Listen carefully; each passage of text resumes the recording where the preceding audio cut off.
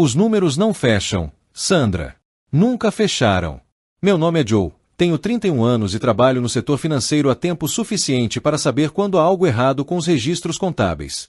Nos últimos 18 meses, estive encarregado das auditorias de conformidade na Keltorne Financial, a empresa de investimentos fundada do zero por Harold, pai da minha esposa, em Norfolk, Virgínia. O que começou com pequenas inconsistências se transformou num padrão que eu não podia mais ignorar. Sandra sempre foi a filha perfeita. Harold a tratava como se ela fosse intocável, ainda mais depois que ela entrou para a empresa há 3 anos para gerenciar contas de clientes. Ela tem o dom, ele dizia, sempre que elogiavam o desempenho dela. Empresária nata, igual ao pai. Mas eu vinha acompanhando os extratos dos clientes que ela preparava, comparando com os saldos reais das carteiras, e as contas simplesmente não batiam. A princípio, eram valores pequenos, algumas centenas aqui, uns $1.000 ali. Contas de aposentadoria que, no papel, mostravam crescimento estável, mas que na prática tinham saldos muito menores. Quando eu comentava com Sandra, ela apenas ria. Você está exagerando, Joe. O sistema do papai é antigo. Às vezes, as transferências demoram para ser processadas. Ela beijava meu rosto e mudava de assunto, mas seus olhos ficavam frios por um breve segundo. O pior era ver Harold se encher de orgulho toda vez que ela apresentava os relatórios trimestrais. Olha esses retornos, dizia aos outros consultores. Os clientes da Sandra estão superando o mercado em 12%. Mas eu sabia que não estavam. As contas reais desses clientes estavam perdendo dinheiro, enquanto os gastos pessoais de Sandra triplicavam. No mês passado, comecei a documentar tudo: capturas de tela das divergências, cópias dos extratos falsificados, registros de transferências que nunca aconteceram. Tentei me convencer de que estava sendo paranoico, que haveria uma explicação lógica. Mas então vi o extrato da conta de Mildred Peterson. Constava um saldo de $87.000, quando na realidade ela só tinha $62.000. Mildred tem 74 anos. Aquele dinheiro era para custear tratamentos médicos. A pasta com as provas estava na minha gaveta como uma arma carregada. Todo dia, eu voltava para casa, dava um beijo em Sandra e a observava rindo de algo na televisão, enquanto me perguntava se ela estava roubando famílias que confiavam no pai dela suas economias de uma vida inteira. No mês passado, ela apareceu com um BMW novo. Disse que era um bônus da empresa. Harold ficou radiante. Trabalhando até tarde de novo, ela perguntou da porta da cozinha. Estava usando a pulseira de diamantes que tinha se dado de presente de aniversário de casamento, $2.400. Mais um bônus, disse, sorrindo. Fechei o laptop e olhei para ela. Minha esposa. A mulher que eu amava há 6 anos, casado havia 3. A mesma que talvez estivesse arruinando vidas, enquanto o pai celebrava seu sucesso. Algo estava prestes a desmoronar. Eu sentia isso. Conheci Sandra em uma cafeteria perto da universidade, enquanto finalizava meu curso de finanças. Ela era linda, confiante, e fazia tudo parecer possível. O pai dela havia recém-fundado a Keltorne Financial, e ela falava sobre ajudar famílias de Norfolk a construírem riqueza de verdade. Não como aquelas grandes firmas de Richmond, dizia. Vamos conhecer o nome dos nossos clientes, o nome dos filhos deles, os sonhos que têm. Harold foi cético comigo no começo. Eu vinha de uma família simples em Newport News. Meu pai consertava barcos no estaleiro. Minha mãe limpava casas. Mas Sandra o convenceu de que eu era bom com números. Quando me formei, Harold me ofereceu uma vaga para cuidar da conformidade e auditoria. Nos mantenha honestos, disse rindo. Neste ramo, não podemos cometer erros. Nos 2 primeiros anos, tudo parecia certo. Sandra era apaixonada pelo trabalho, frequentemente fazia hora extra para revisar carteiras ou atendia clientes aos finais de semana. Harold se enchia de orgulho com sua dedicação. Ela entende o negócio, dizia. Isso aqui é sobre confiança. As pessoas confiam a você o futuro delas, e é seu dever tratá-lo como algo sagrado. Mas tudo mudou depois que ela foi promovida a gerente sênior de contas. As noites trabalhando continuaram, mas os telefonemas dos clientes pararam. Ela chegava exausta em casa, dizendo que passará o dia reestruturando carteiras ou pesquisando novas oportunidades de investimento. Quando eu perguntava sobre clientes específicos, ela se esquivava. Você sabe que não posso discutir informações confidenciais, Joe. O primeiro sinal de alerta foi com Margaret Williams, viúva do primeiro cliente de Harold. Ela ligou perguntando por que seu extrato mensal mostrava um valor diferente do que ela mesma havia calculado. Sandra atendeu, dizendo que era um atraso no sistema de relatórios. Mas eu mesmo verifiquei a conta de Margarete. O dinheiro que Sandra dizia estar lá simplesmente não existia. Passei a prestar mais atenção. O guarda-roupa de Sandra se transformou, bolsas de grife, joias caras, idas frequentes ao spa. Quando eu questionava os gastos, ela mencionava os bônus de desempenho. Harold de fato havia implementado um sistema de bônus, mas os valores que Sandra gastava iam muito além do que esses bônus poderiam cobrir. O ponto de ruptura veio quando a ouvi falando ao telefone com alguém chamado Derek sobre mover os fundos de Richmond e garantir que não haja rastros. Depois, perguntei quem era Derek. Ela disse que era um consultor de conformidade que Harold havia contratado. Mas Harold nunca mencionou nenhum consultor. E quando comentei casualmente o nome Derek durante um almoço com meu sogro, ele franziu a testa. Derek quem? Ele perguntou. A Sandra não está trabalhando com nenhum consultor externo. Naquela noite, comecei a montar a pasta. Cada inconsistência, cada transação suspeita, cada mentira que não se sustentava. Dizia a mim mesmo que estava protegendo o legado que Harold havia construído. Protegendo as famílias que confiaram em nós com suas aposentadorias. Eu só ainda não sabia até onde ia a traição de Sandra. O momento em que tudo se cristalizou foi em 15 de dezembro, exatamente 9 dias antes da véspera de Natal. Eu revisava os relatórios de fim de ano quando vi algo que fez meu sangue gelar. Thomas e Ruth Bailey, ambos com 81 anos, haviam confiado a Keller Financial todas as suas economias de uma vida, $137 mil. Segundo os extratos preparados por Sandra, a conta deles havia crescido para $153 mil. Mas, ao acessar o saldo real, encontrei apenas $89 mil. Faltavam $64 mil do fundo de aposentadoria de um casal idoso. Fiquei no escritório até bem depois da meia-noite, cruzando os dados de todas as contas gerenciadas por Sandra.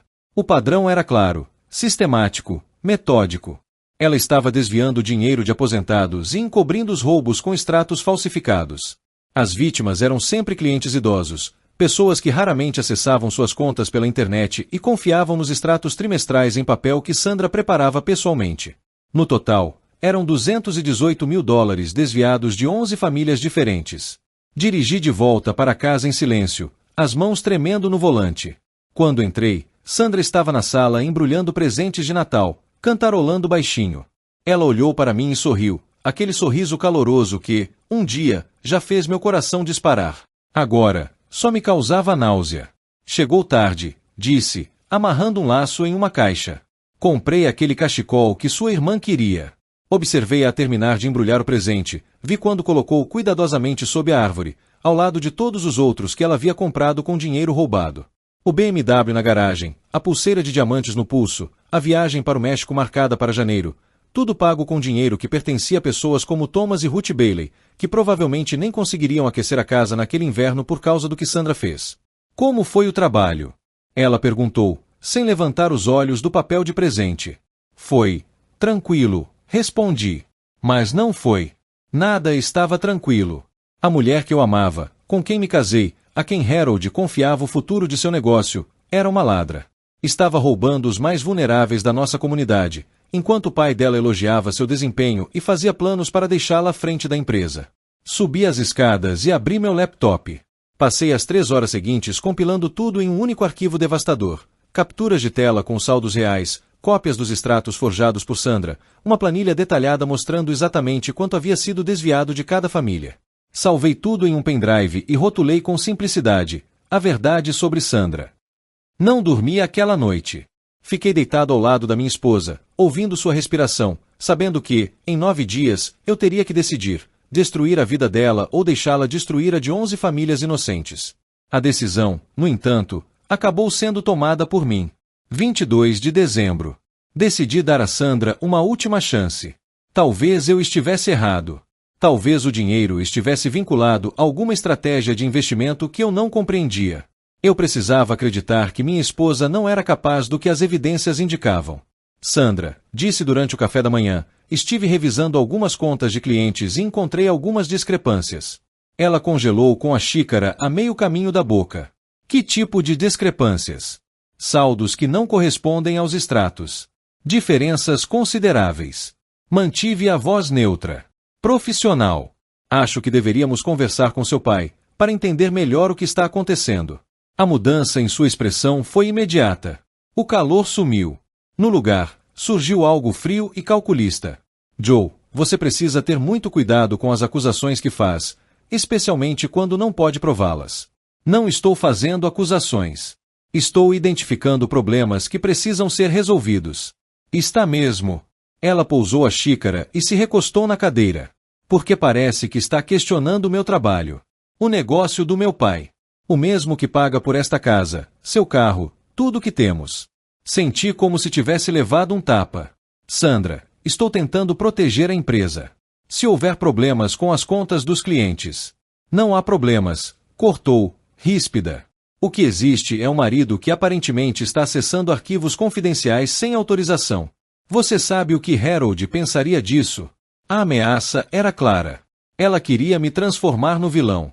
Fazer parecer que eu era o problema. Tenho autorização para revisar esses arquivos. Esse é literalmente o meu trabalho. Seu trabalho é supervisionar a conformidade, não investigar gerentes seniores. Ela se levantou, alisando a saia. Talvez devesse focar nas suas responsabilidades, em vez de tentar sabotar as minhas. Naquela tarde, Harold me chamou em sua sala.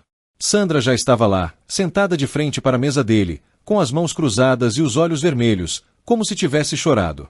Joe, disse Harold, com a voz carregada de decepção, Sandra me contou que você tem feito alegações preocupantes sobre o trabalho dela com os clientes.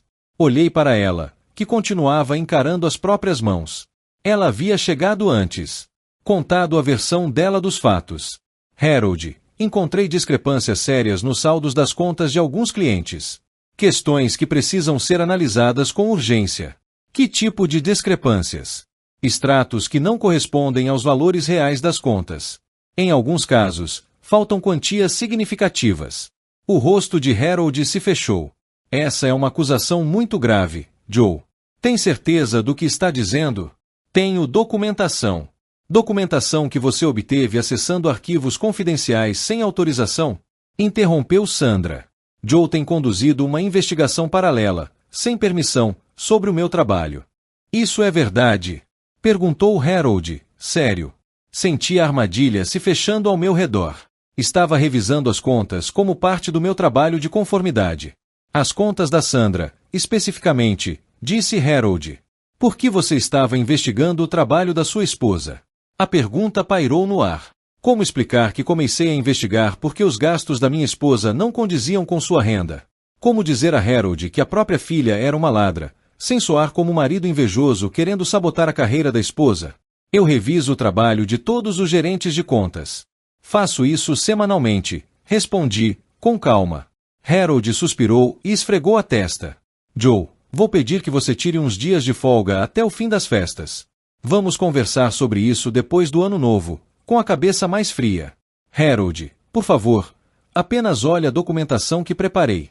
Não quero ver nenhum material obtido sem autorização, respondeu, firme. Sandra, quero que você faça uma revisão completa das contas sob sua responsabilidade. Certifique-se de que tudo esteja documentado e dentro dos padrões. Ela assentiu, com expressão grave. Claro, pai. Estará tudo organizado até o Joe voltar das férias. Saí daquele escritório sabendo que Sandra havia vencido o primeiro round. Ela se posicionou como a vítima de um marido exagerado e paranoico, e Harold acreditou sem hesitar. O pior, agora ela estava avisada e teria tempo para apagar os rastros. Naquela noite, Sandra estava surpreendentemente carinhosa. Preparou meu jantar favorito, abriu uma garrafa de vinho e falou sobre como poderíamos aproveitar esse tempo de folga para nos reconectarmos como casal. Talvez isso seja uma bênção disfarçada, disse ela, deitando-se ao meu lado no sofá. Podemos passar a véspera de Natal com minha família e curtir de verdade as festas. Assenti e sorri, mas por dentro estava calculando. Sandra achava que havia eliminado a ameaça. Harold achava que tinha resolvido um problema de RH. Nenhum dos dois sabia que o pendrive com todas as provas continuava escondido na minha gaveta. Eles pensavam que tinham vencido. Mal sabiam que o jogo estava só começando. Na manhã da véspera de Natal, enquanto Sandra estava no salão se arrumando para a celebração familiar, recebi uma ligação que mudaria tudo.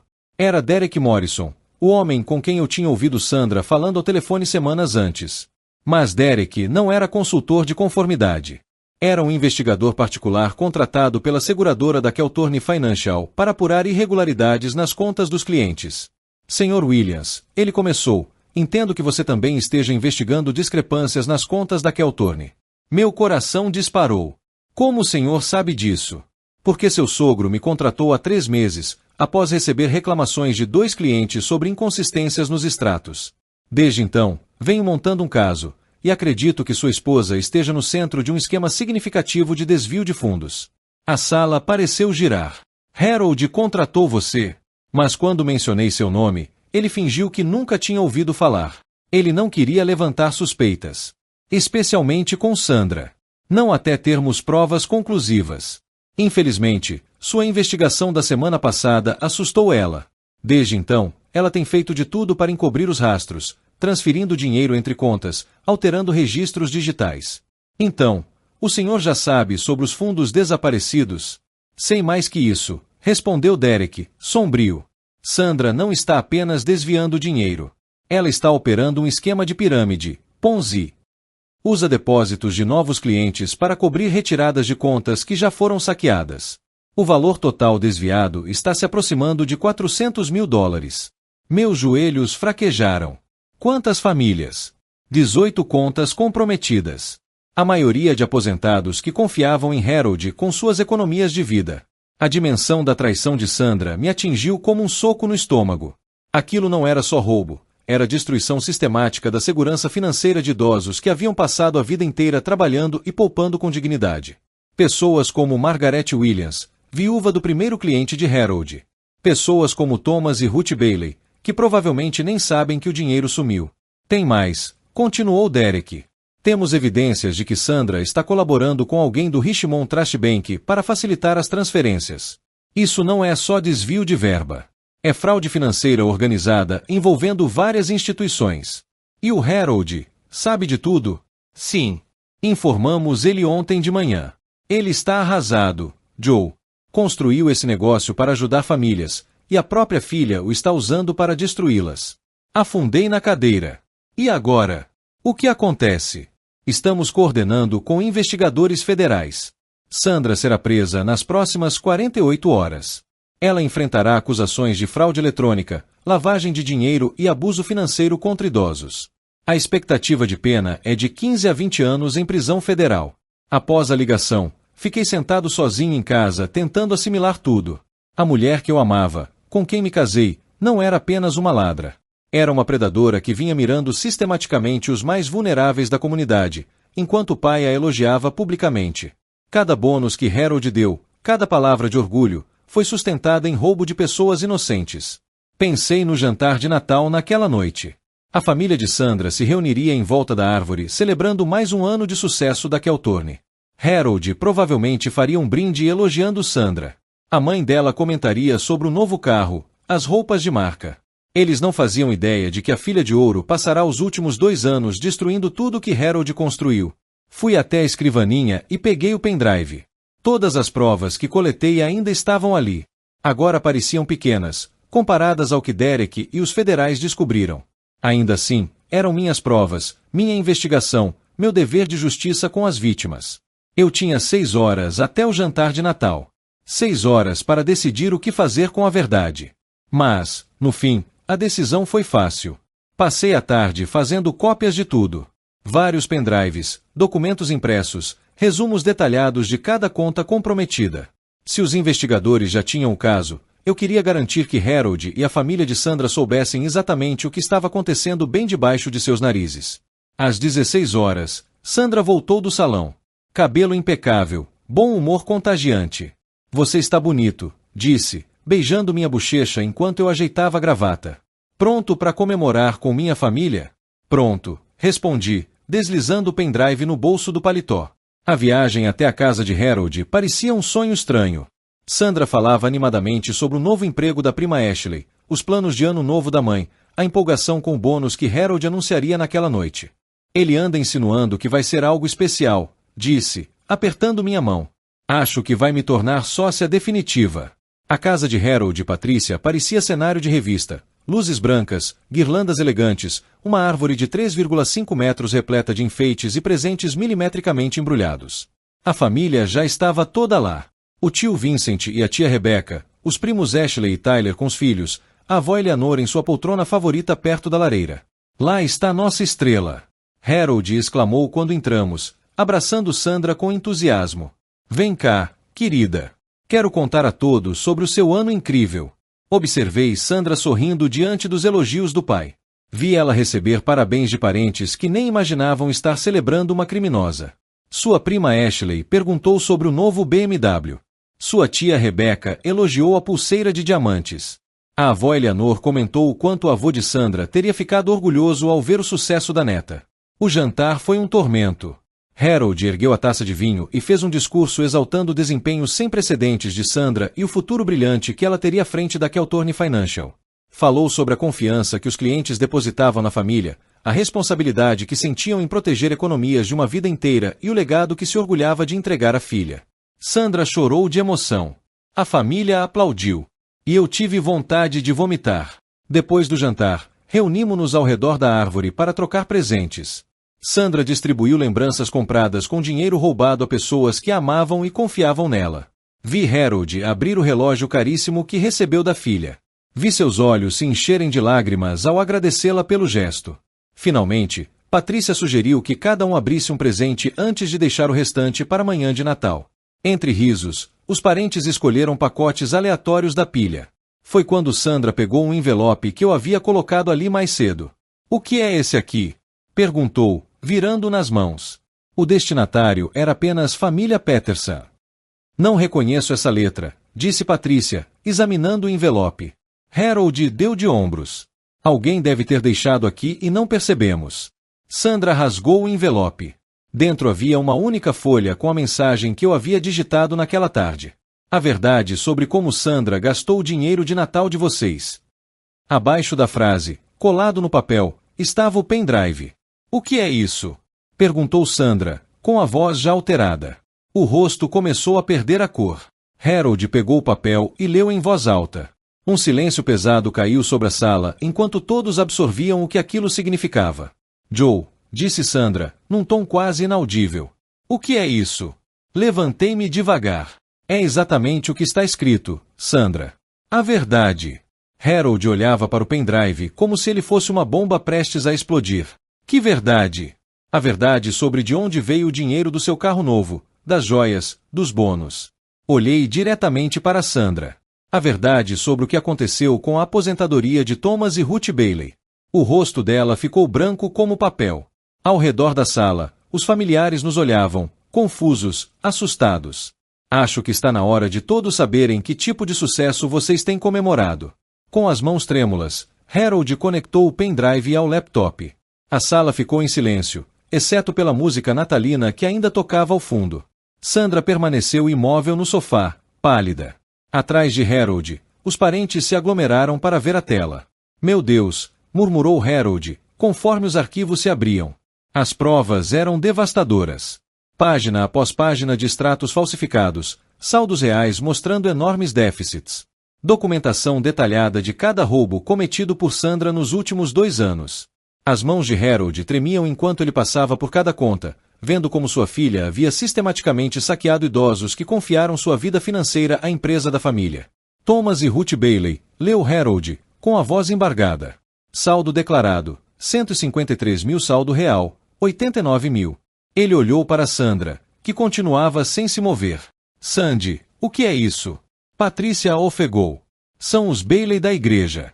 A Ruth está com câncer." A sala explodiu.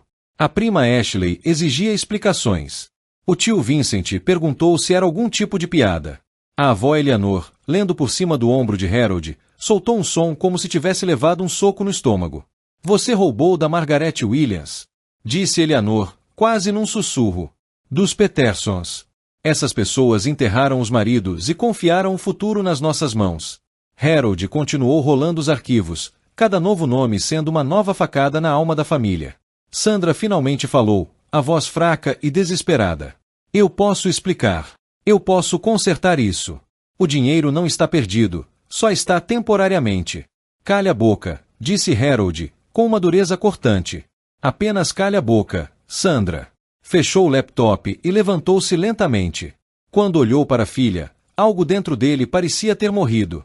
Passei 27 anos construindo esse negócio. 27 anos ajudando famílias, construindo confiança, honrando pessoas que trabalharam duro a vida inteira por cada centavo. Sua voz aumentava. E você roubou tudo isso. Roubou de viúvas, de aposentados, enquanto eu me gabava do seu sucesso para qualquer um que quisesse ouvir.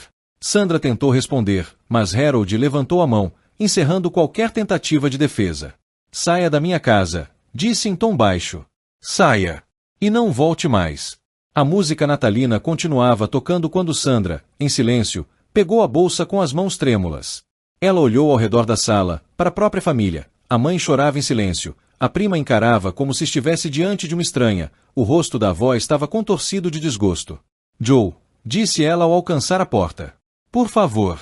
Balancei a cabeça. Os investigadores federais entrarão em contato. Ela saiu sem dizer mais nada. Pela janela, observei enquanto ela permanecia dentro do BMW por vários minutos antes de finalmente dar partida. O carro comprado com dinheiro roubado, o último presente que ela daria a si mesma.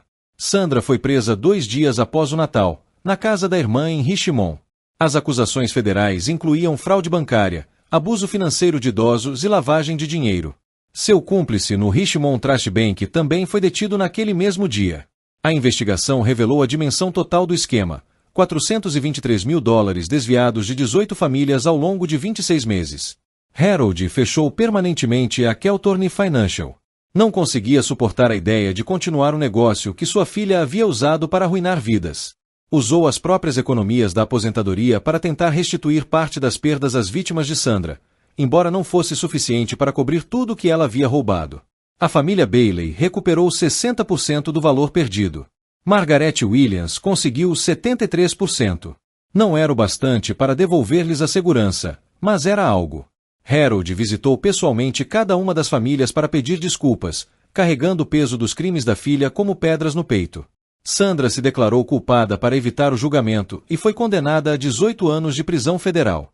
Durante a sentença, várias vítimas relataram como os roubos haviam obrigado suas famílias a escolher entre comprar remédios ou comida, entre aquecer a casa ou pagar o aluguel. Sandra permaneceu de cabeça baixa o tempo todo, sem olhar para nenhuma das pessoas cujas vidas ela destruiu. Eu a divorciei enquanto ela ainda estava presa, aguardando a condenação. Ela assinou os papéis sem contestar. A família dela nunca mais falou comigo, o que eu compreendi. Eu era um lembrete do pior acontecimento da vida deles. 6 meses depois, mudei-me para Charleston e aceitei um emprego em um pequeno escritório especializado em proteção financeira para idosos. Pagava menos que a Keltorne Financial, mas cada cliente que eu ajudava a proteger contra fraudes parecia uma forma de penitência por não ter impedido Sandra antes. Às vezes, me pergunto se eu poderia ter evitado tudo aquilo se tivesse falado mais cedo. Mas então lembro que Thomas e Ruth Bailey conseguiram recuperar parte do que perderam. Lembro que Margaret Williams conseguiu manter sua casa. E entendo que a única coisa que realmente importava era garantir que a verdade viesse à tona. A lição mais dura que aprendi foi que o amor não protege você da traição. Mas a justiça, no momento certo, pode proteger outras pessoas daqueles que você mais amou um dia.